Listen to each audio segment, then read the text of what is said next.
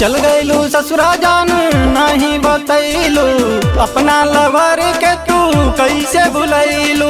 ना हो भूलल नइखे। चल गईलू ससुरा जान नहीं बतैलू अपना लवर के तू कैसे भुलैलू। अरे बाप रे लागे लफड़ा बढ़ाई बुझात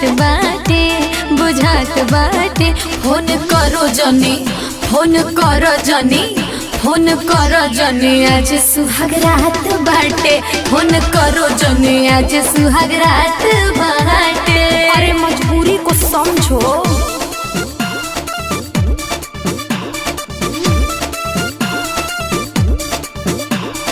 mix by Om Prakash.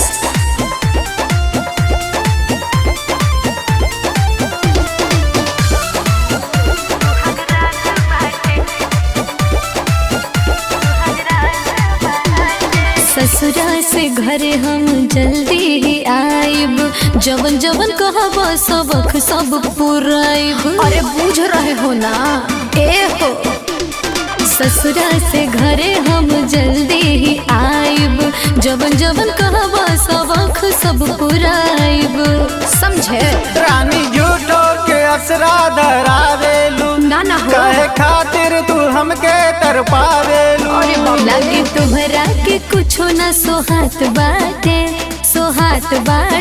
Phone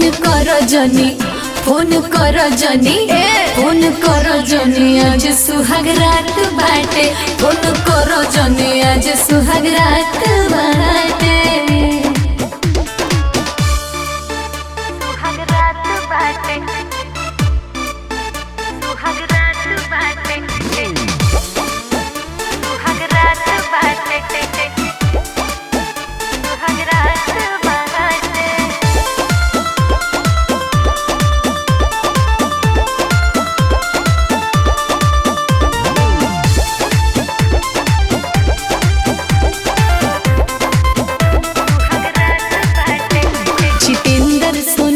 जब लग जाई पाता हो जाई बवाल तोहरा कुछो ना बुझाता। अरे क्यों नहीं समझते हैं जितेंद्र सोनू के जब लग जाई पाता हो जाई बवाल तोहरा कुछो ना बुझाता। समझते नहीं हैं तोरा याद में तड़पी ले जान हो। अच्छा। हमरा घुट घुट के निकली परान हो। दिन भर के थकल दहिया दुखात बाटे फोन करो जनी फोन करो जनी सुन रहे हैं फोन करो जनी आज सुहाग रात बाटे फोन करो जनी आज सुहाग रात बाटे। अरे तनी बात के बूझा हो। चल गईलू ससुरा जान नहीं बतैलू अपना लवर के तू कैसे भुलैलू। ना हो भूलल नइखे।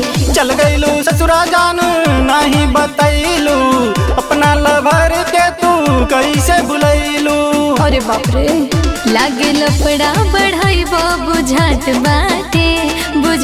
बाटे फोन करो जनी आज सुहाग रात बाटे फोन करो जनी आज सुहाग रात बाटे। अरे मजबूरी को समझो।